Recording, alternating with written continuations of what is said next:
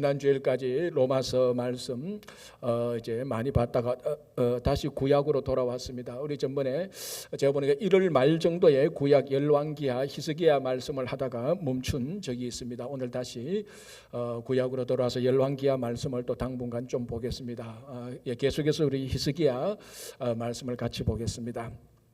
그 영수라는 아이가 이제 자기 방에서 크게 기도합니다. 이 자전거를 갖고 싶었거든요. 그래서 크게 하나님, 우리 아빠가 내게 자전거 좀 사주도록 해주세요 기도를 했습니다. 그러니까 이제 그 거실로 가던 할머니가 아니 크게 기도하니까 더 거실에 다 듣기지 않습니까? 그러니까 할머니가 문을 열고 영수야 크게 기도 안 해도 돼. 하나님은 기머거리 않으셔 하니까 영수가 하는 말이 하나님은 다 듣지만 아빠가 안 듣잖아. 그래서 아빠 들으라고 크게 고함을 질렀답니다. 이 기도는 하나님께 했을까요? 아빠에게 했을까요? 여러분, 기도는 하나님에게 하는 겁니다. 근데 때로는 사람들이 들어도 도움이 되긴 돼요. 응답이 올 때도 있으니까.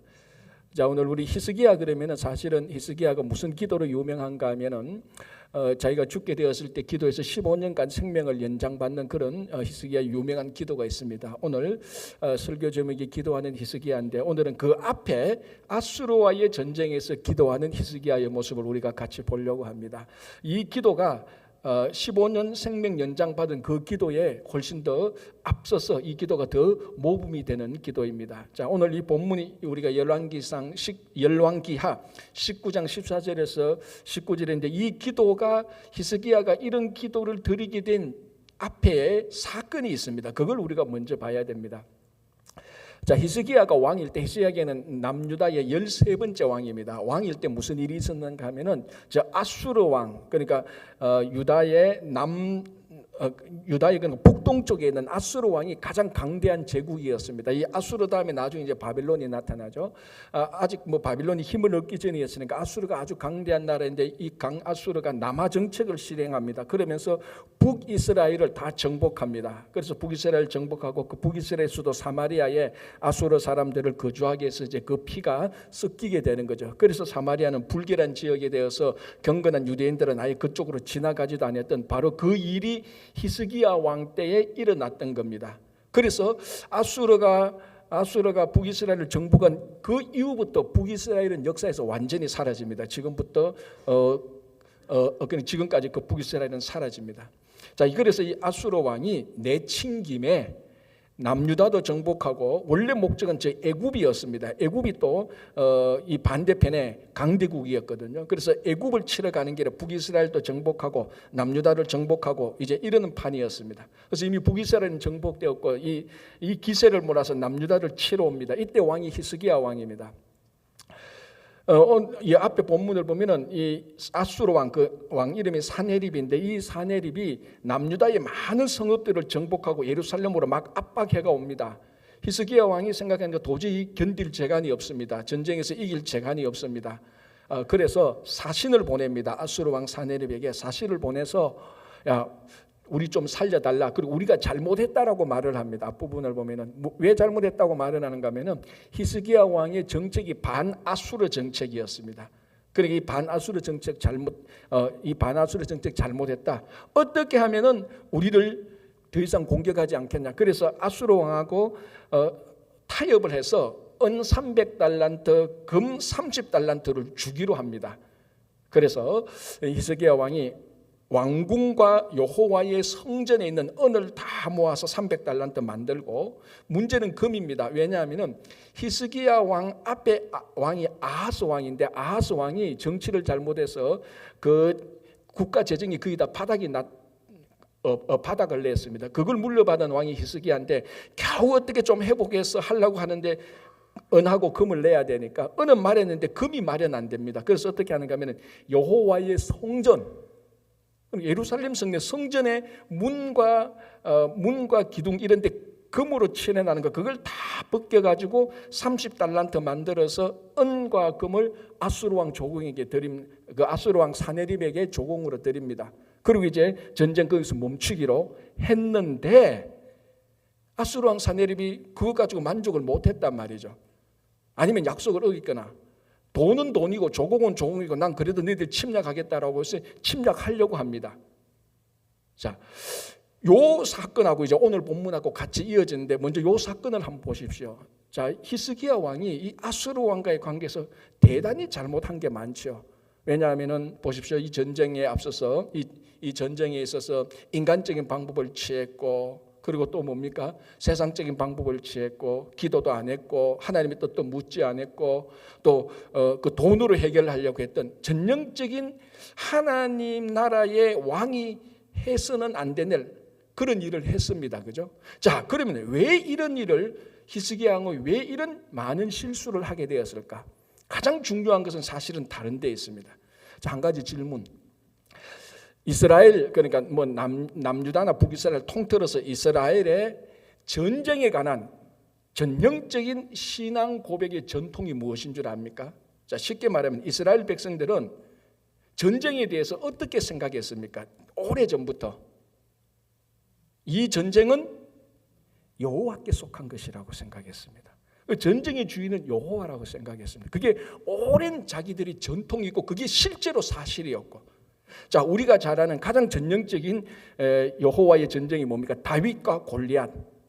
이게 뭐 너무나 잘 아는 얘기 아닙니까? 다윗과 골리앗과 싸울 때 다윗이 골리앗 앞에 나갈 때 사무엘상 17장 47절에 이렇게 말합니다. 우리 잘 아는 구절인데 제가 그대로 한번 더 읽어드릴게요. 다윗이 골리앗에게 이렇게 말하죠. 또 여호와의 구원하심이 칼과 창에 있지 아니함을 이 무리에게 알게 하리라. 전쟁은 여호와께 속한 것인즉 그가 너희를 우리 손에서 넘기시리라. 어린 소년이, 다윗이 아직 왕도 아니고 군사도 아닌 양치는 목자였습니다. 양치는 목동 어린 소년이 이걸 알고 있을 정도였습니다. 전쟁은 여호와께 속한 것인즉. 이 말은 뭡니까? 전쟁의 성패를 결정하는 것은 창과 칼도 아니고 많은 군사도 아니고 잘 짜여진 전략과 작전도 아니라는 겁니다. 뭡니까? 여호와 하나님께 달렸다는 것. 이게 이스라엘 백성들이 전쟁에 가지고 있는 전통적인 신앙 고백이었습니다. 하나 더 말씀드리자면요, 우리 여호사밧 왕이 있습니다. 히스기야 왕은 남유다의 13번째 왕이면 여호사밧은 4번째 왕입니다. 자, 이 여호사밧이 왕일 때 요단강 동편에 있는 이방 민족들, 대표적으로 모압, 암몬, 에돔 이런 사람들입니다. 그때 모압과 암몬과 마온 사람들이 연합군을 결성합니다. 마온 사람들은 에돔 족속의 일부거든요. 그래서 여러분 지도를 보면은 갈릴리 밑에서 요단강으로 내려오는데 요단강 한 3분의 1에서부터 저 사이 저 밑까지는 전부 다 모압, 암몬, 에돔이에요. 이런 사람들이 연합군을 만들어 가지고 남유다를 치려고 요단강을 막 건너왔을 때입니다. 그럼 여호사밧이 얼마나 그게 걱정이 되고 염려가 되겠습니까? 저 이방 민족이 연합해서 쳐들어오니까. 그래서 여호사밧이 전전긍긍하면서 어떻게 해야 될까? 하나님 어떻게 해야 될까? 이렇게 말할 때 레위 지파 사람 야하시엘이라는 사람에게 하나님의 영이 임하게 됩니다. 그래서 이 사람이 하나님의 영이 임하게 돼서 무엇을 선포하는가 하면요, 역대하 20장 15절이 이렇게 말합니다. 제가 그대로 봉독해 드릴게요. 야하시엘이 이르되 온 유다와 예루살렘 주민과 여호사밧 왕이여 들을지어다. 여호와께서 이같이 말씀하시기를 너희는 이 큰 무리로 말미암아 두려워하거나 놀라지 말라. 이 전쟁은 너희에게 속한 것이 아니요 하나님께 속한 것이니라. 그러니까 전쟁 일어날 때마다 전쟁의 가장 기본적인 신앙 고백이 뭔가 하면은 전쟁은 여호와께 속한 것이라는 겁니다. 여호와께서 전쟁의 성패를 결정하고 전쟁의 주인은 여호와라는 것입니다. 자, 이게 어린 소년 다윗도 알고 있었고 자기 할아버지 여호사밧도 알고 있었는데 희한하게 히스기야 왕이 아수르 왕이 쳐들어왔을 때는 이것을 까마득히 잊어버렸습니다. 그래서 아수르 왕과의 전쟁에서 전쟁의 주인은 아수르 왕 사네립이라고 생각했죠. 그래서 저 사네립만 전쟁 안 하면 이 전쟁은 일어나지 않는다. 전쟁의 주인은 사네립에게 달렸다고 생각해서 은과 금을 갖다 바친 겁니다. 이게 제일 큰 실수예요. 전쟁은 여호와께 속한 것인데 그걸 까마득하게 잃어버렸습니다.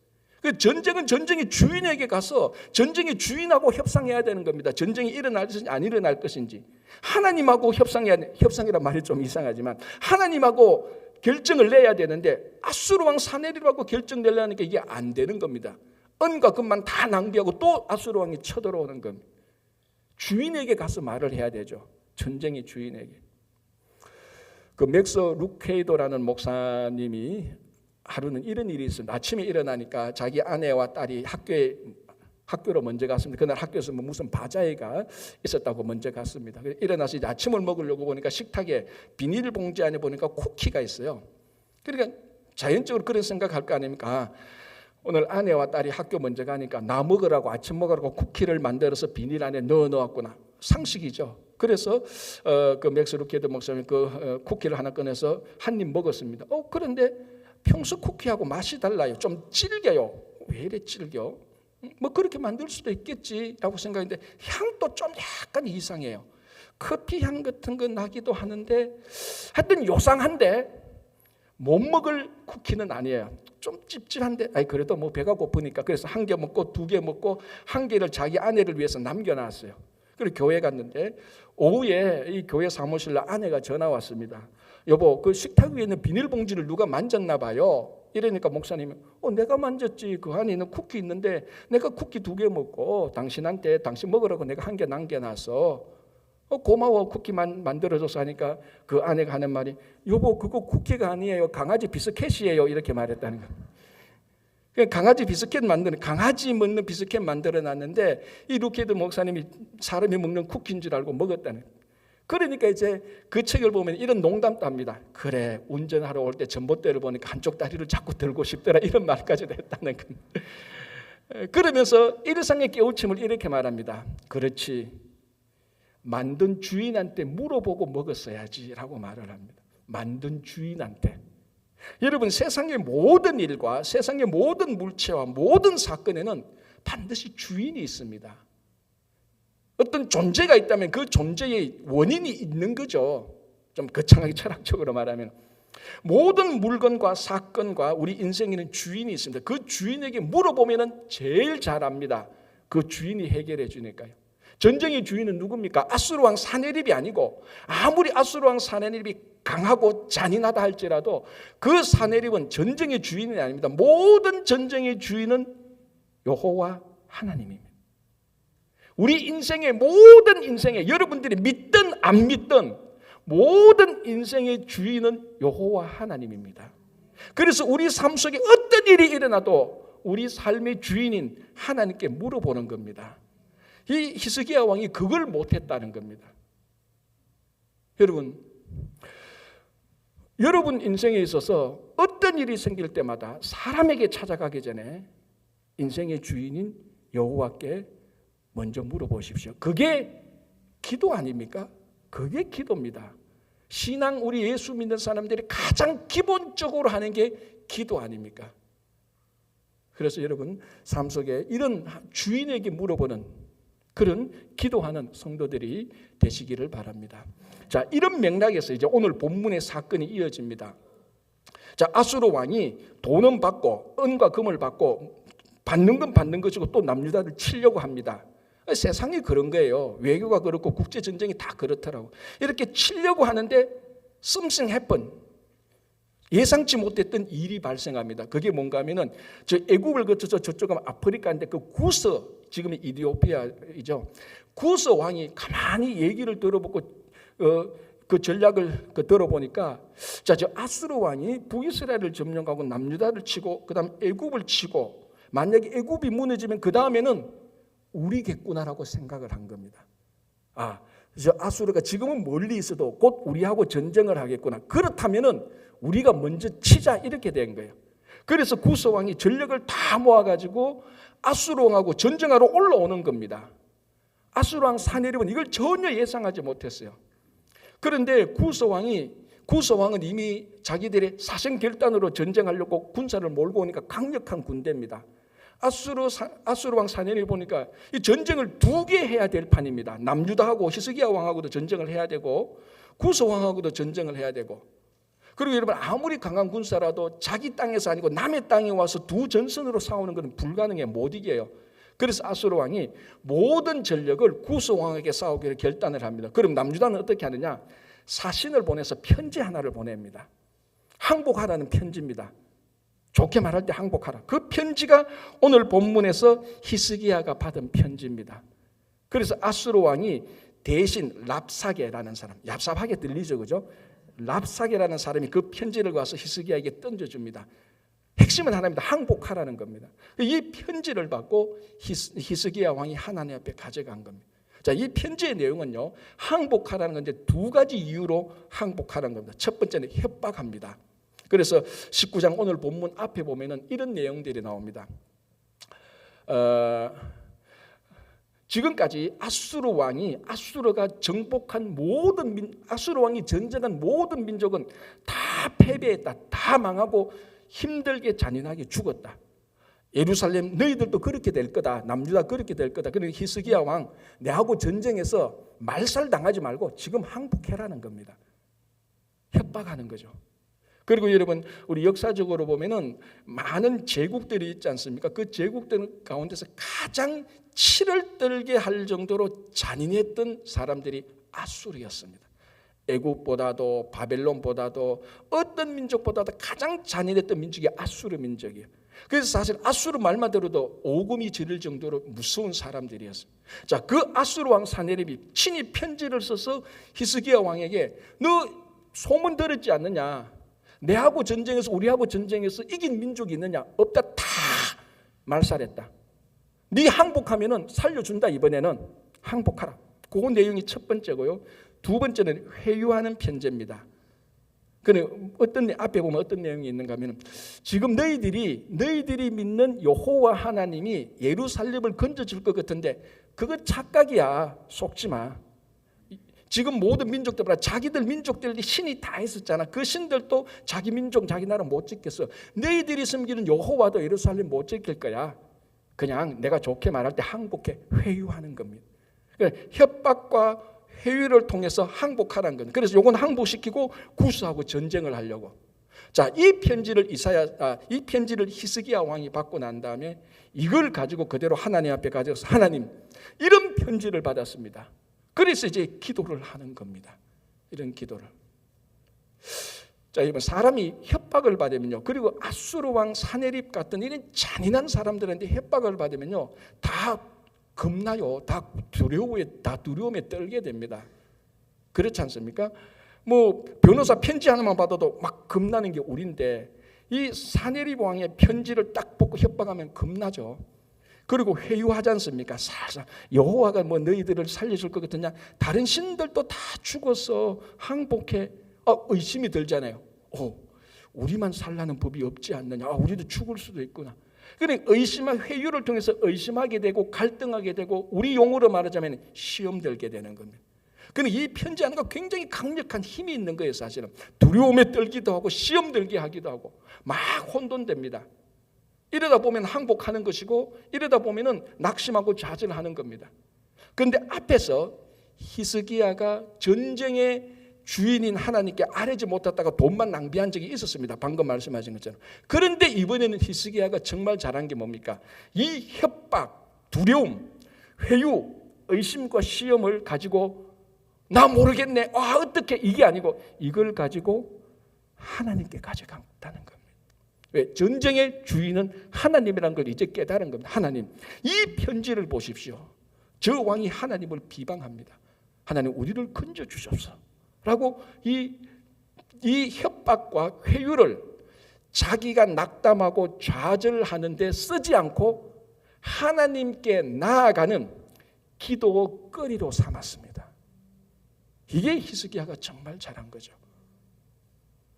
만약 이걸 가지고 이것을 가지고 하나님께 가지고 가지 않았다면은 계속 두려움에 빠지거나 시험 들어서 벌벌 떨거나 막 폐인이 되었을 겁니다. 그러나 이 편지를 가지고 하나님께 가져갈 때 오히려 더 성숙하고 더 하나님의 사람이 되는 겁니다. 우리 사람 이런 편지 하나쯤 있지 않습니까? 아니면 편지는 안 하들 그런 사람들 아니면 그런 사건 속에 있을 겁니다, 여러분. 이게 좀 걱정이 되는데 혹시 여러분한테 시험 든 사람 있습니까? 하나님 의심하는 사람 있습니까? 편지 잘못 받아가 겁납니까? 사람 잘못 만나서 시험 들었습니까? 아니면 그런 사건 속에 있습니까? 오늘 이 히스기야처럼 그 모든 것을 딱 사잡아 가지고 하나님께 가져가십시오. 그게 기도입니다. 그러면 이런 편지들이, 이런 사람들이, 이런 사건들이 우리를 파괴시키지 않고 오히려 더 하나님께 나아가는, 하나님께로 가는 길의 안내판이 되는 겁니다. 그래서 전화위복이 된 거죠. 아수르 왕은 이 편지 보내서 히스기야를 망치려고 하는데 이 편지가 오히려 히스기야를 더 하나님의 사람으로 만들어준 것입니다. 여러분, 정말 우리가 기도한다면요, 우리 삶 속에 다가오는 어떤 협박, 어떤 두려움, 어떤 시험이나 어떤 의심도요, 우리를 파괴하지 못합니다. 그 모든 것들이 오히려 하나님께 더 가까이 나아가는 안내판이 되는 겁니다. 자, 이제 이렇게 해서 오늘 14절부터 19절까지 히스기야가 기도합니다. 하나님, 이제 그 내용대로 우리가 방금 읽었던 거죠. 자, 기도를 하면요, 기도에 대한 유명한 말이 있습니다. 기도를 하면은 하나님이 행하신다는 겁니다. 기도하기 전에는 내가 일을 해야 되지만 기도를 하면은 이제는 하나님이 행하시는 겁니다. 그래서 이제 이 일을 가지고 아수르와의 이 전쟁을 가지고 전쟁의 주인인 하나님께 나갑니다. 기도했습니다. 자, 이제 누가 전쟁해야 됩니까? 하나님이 해야 돼요. 그게 기도의 능력이고 기도의 신비입니다. 기도를 하면은 하나님이 행하시는. 자, 그래서 기도를 했습니다. 자, 이제 히스기야 왕은 가만히 있어도 돼요. 하나님이 행하십니다. 자, 19장 20절 제가 읽어드릴게요. 이 기도 다음에 무슨 내용이 있는가? 아모스의 아들 이사야가, 자, 이 이사야는 우리가 아는 이사야, 바로 그 선지자 이사야입니다. 아모스의 아들 이사야가 히스기야에게 보내 이르되, 이스라엘의 하나님 여호와의 말씀이 너가 아수르 왕 사네립 때문에 내게 기도하는 것을 내가 들었노라. 히스기야가 기도하니까 히스기야 때의 선지자 바로 이사야, 바로 그 이사야 선지자에게 하나님께서 응답하셨습니다. 이사야야, 히스기야가 기도하는데 내가 들었다. 너 빨리 가서 말해줘라. 이사야가 히스기야 왕에게 갔습니다. 왕이시여, 당신이 아수르 일 때문에, 사네립 때문에 받은 편지 때문에 하나님께 기도한 걸 하나님께서 들으셨습니다. 내용은 없지만 그 밑에 갈로하고 딱 믿음의 눈으로 보면 뭐가 있습니까? 이제는 하나님께서 전쟁을 하실 것입니다, 이 말이에요. 자, 그래서 12절부터 그 전쟁하겠다는 내용이 예언으로 나오고, 이제 자, 전쟁이 어떻게 이루어지느냐? 19장 35, 36, 37절을 읽어드릴게요. 이 밤에, 무슨 밤? 기도했던 바로 그 밤에 편지를 가지고 낙담되지 않고 이 편지를 가지고 하나님 앞에 가서 기도했을 때, 전쟁의 주인은 당신입니다, 당신이 알아서 해주시라고 기도했던 그 밤에 여호와의 사자가 나와서 아수르 진영에서 군사 18만 5천 명을 친지라. 아침에 일찍이 일어나 보니 다 송장이 되었더라. 아수르 왕 사네립이 떠나 돌아가서 니느웨에 거주하더니 그가 그의 신 니스록의 신전에서 경배할 때에 아드람멜렉과 사레셀이 그를 칼로 쳐 죽이고 아라랏 땅으로 그들이 도망하며 그 아들 에살핫돈이 대신하여 왕이 되니라. 여러분, 히스기야가 아무리 전쟁을 잘해도, 다윗이 아무리 전쟁을 잘해도, 솔로몬이 아무리 지혜로워도 아수르 왕 사네립의 군사 18만 5천 명을 그 밤에 죽일 수는 없습니다. 그리고 아수르 왕이 자기만 겨우 살아가지고 니느웨, 아수르의 수도 니느웨에 있는 니스록의 신전에 갔는데 그 척근 2명이 그냥 왕을 죽여버려요. 그리고 이 2명은 다른 데 도망가 버려요. 완벽하게 하나님께서 해결해 버리시는 겁니다. 왜? 전쟁의 주인은 하나님이니까. 하나님은 전쟁을 마음대로 할 수 있으니까. 이걸 가지고 우리는 기도의 기적이라고 말하고 기도의 응답이라고 말을 하는 겁니다. 그래서 기도를 하면은 우리가 하나님을 경험하게 돼요. 하나님이 우리를 경험하는 게 아니고, 기도를 하면 우리가 하나님을 경험하고 하나님께서 하시는 일이 우리 삶 속에서 일어나는 겁니다. 그래서 그 밤에 기적 같은 일이 일어나는 겁니다. 이렇게 해도 기도 안 하는 사람은 무슨 똥배짱입니까? 여러분, 기도는요 공짜예요. 여러분, 기도한다고 돈 내라는 사람 없잖아요. 아무도 없습니다. 돈 내고 운동을 해도 돈 안 내도 기도할 줄 알아요. 돈 안 내도 기도해도 아무 문제가 없어요. 여러분, 그래서 오늘 여러분 주보에 보면 우리 9월달 첫째 주 한 주 화수목금토 5일만 우리가 기도를 하고 가을을 맞이하자라고 오늘 주보에 공지를 했습니다. 참 여러분, 여름이 참 바쁘잖아요. 교회도 바빠요, 그죠? 우리 뭐 아마존 선교 유스그룹도 가고 청년도 가고 어른도 가고 또 6주 동안 또 썸머 스쿨도 있고 또 지난 금토일 또 여름 위에서 나고 오늘부터 또 우리 중고등부 수련회 가고 또 뭐 하여튼 여름은 바쁩니다. 교회가 뭐 일주일에 한 번씩 오는 분은 바쁜지 안 오는지도 모르겠지만은 바빠요. 그리고 개인적으로도 바쁘잖아요. 여름이니까 휴가도 가야 되고 여행도 가고. 자, 이러다 보면요, 우리가 어떤 삶의 패턴으로 빠지는가 하면은 가만히 앉아서 하나님을 묵상하고 하나님께 조용히 아뢰는 시간이 사실은 다 줄어들어요. 매년 여름이 그렇습니다. 그래서 이제 가을을 시작하면서 특별히 우리 자녀들이 한 학기 올라가서 신학기를 하지 않습니까? 요때는 딱 우리가 진짜 기도할 시간이에요. 딱 기도할 시간. 그래서 우리가 기도하면은 하나님께서 우리 삶 속에 오셔서 9, 10, 11, 12 4개월 동안 또 하나님께서 우리 삶에 역사하시는 겁니다. 기도합시다. 여러분 삶에 협박 편지 있습니까? 회유하는 일이 있습니까? 시험 든 일이 있습니까?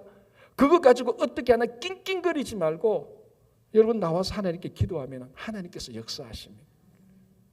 그게 기도의 응답입니다.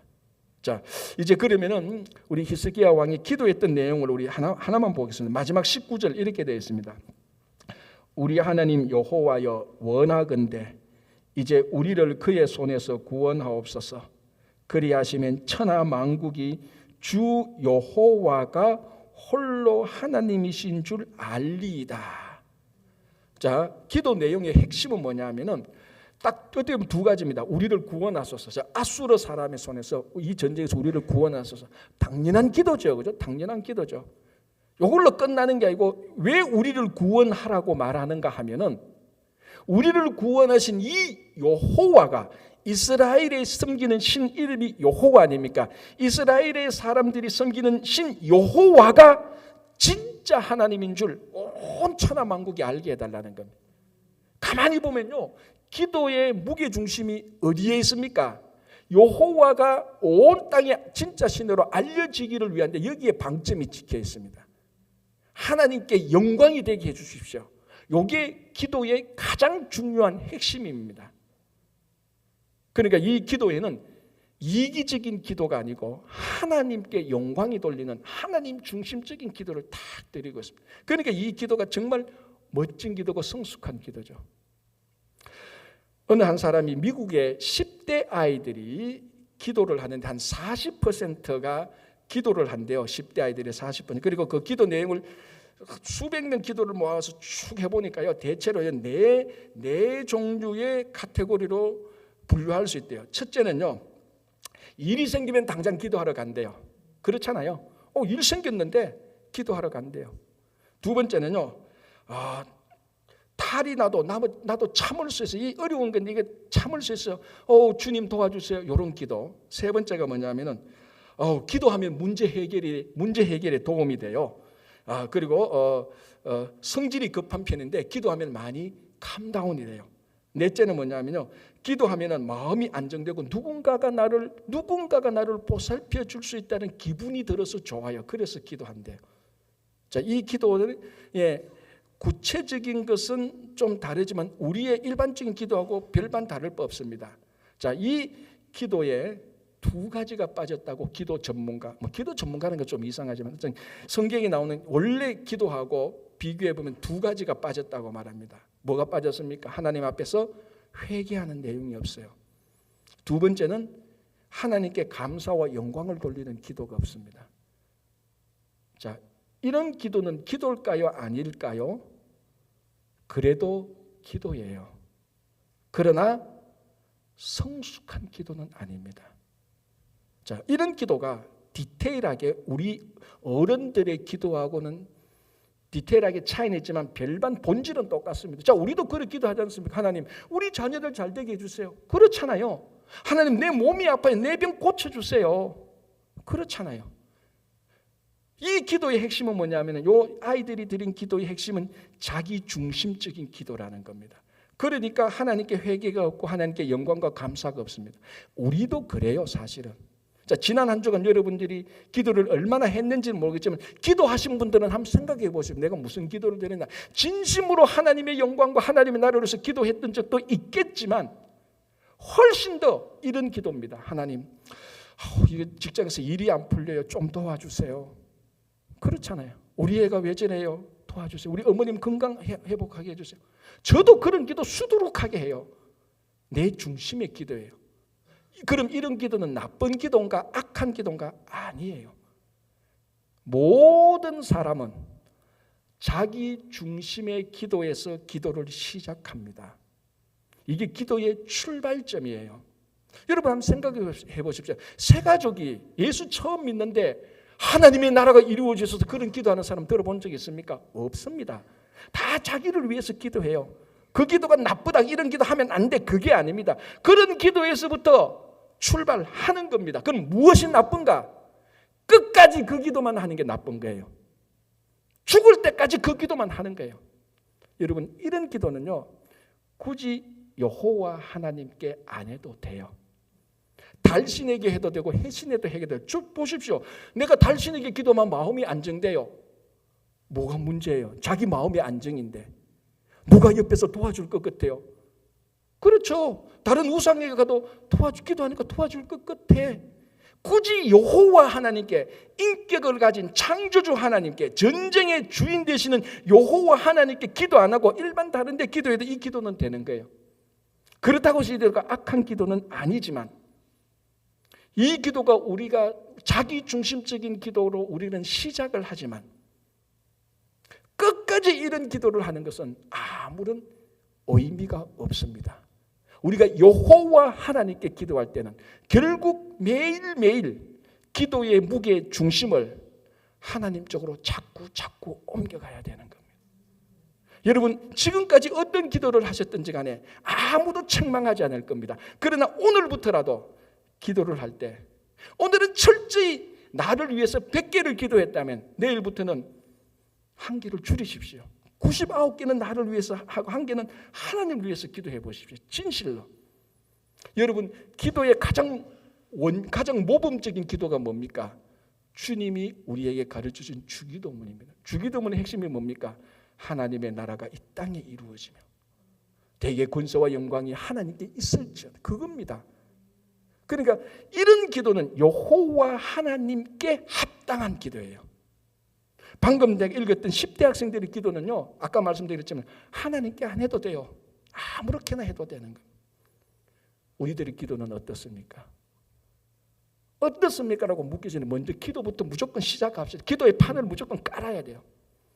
나를 위해서 기도하든 뭘 위해서 기도하든 기도의 판을 깔고부터 하루하루 더 살아가면서 기도의 무게 중심을 하나님께 올려드리는 겁니다. 그래서 성숙한 만큼, 아니 하나님을 위한 기도를 하는 만큼 성숙해지는 겁니다. 이게 왜 중요한가 하면요, 하나님의 영광을 위해서 응답받는 기도가 실제로 나를 위해서도 제일 좋은 기도입니다. 그게 성도를 위해서 제일 좋은 기도. 여러분 한번 생각해 보세요. 논리적으로요, 나도 내 기도만 하고 저 사람 또 자기 기도만 해요. 둘이가 원수예요. 둘 다 기도 응답되면 어떤가? 둘 중에 하나는 죽어야 돼. 아니면 둘 다 죽거나. 이런 기도는 응답되면 안 되는 거예요.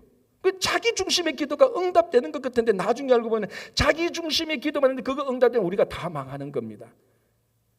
하나님의 영광과 감사를 위한 기도. 하나님, 우리를 구원하소서. 왜냐하면 이 구원이 여호와가 하나님인 줄 온 백성이 알아야 될 것 아닙니까?